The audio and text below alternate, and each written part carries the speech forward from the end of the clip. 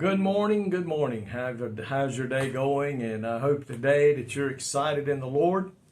The joy of the Lord is just bubbling within your soul to where you just have to tell somebody about the goodness of God and how good He's been to you and what He's done for you in your life and your family. And that's the way we should live our lives today, that they can see Christ in us.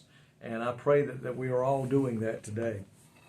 I want to talk to you about a lady in the Bible who did not have a good past life, and her name was Rahab.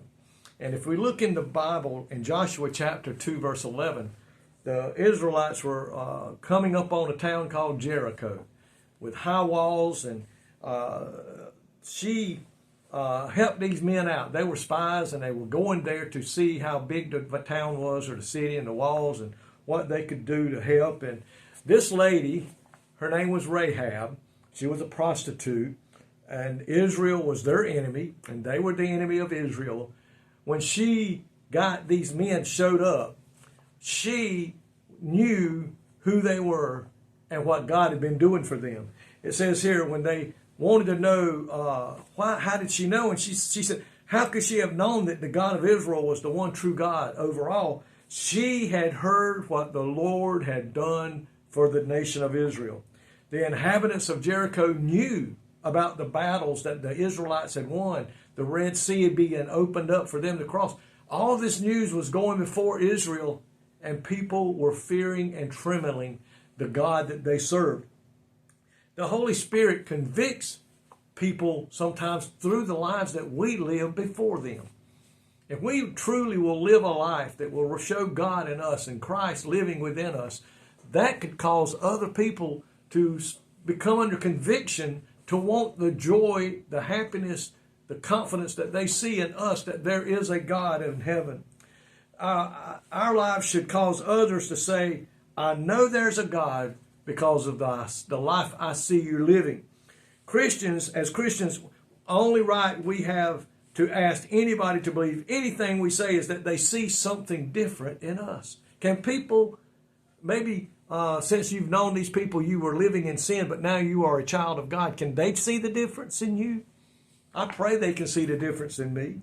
But Rahab wanted to know from the spies she hid and protected. She was hungry to know the Lord, and it was not mere chance that these men showed up at her door. God led them there. And one Bible study I saw, they said that God knew her heart was tender and was looking for a better way.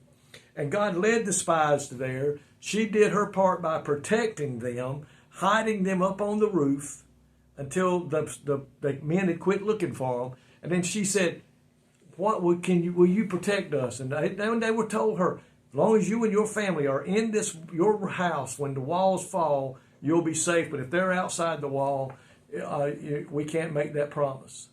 Well, we all know they let them down. They put a scarlet piece of rope outside her window. When the walls fell, her walls stayed standing. When everybody else was dead, her family was still alive. And they went and joined up with Israel and became a worshiper of the God of Israel. And you know what? Even later on in life, when you get over into the New Testament, where was she at? In the lineage of Jesus Christ, our Lord and Savior. My friend, what a life that was changed because of what they heard that the God of Israel was doing. I pray today that our lives that we live now that God has cleansed us and saved us will encourage others to want to become a part of the family of God.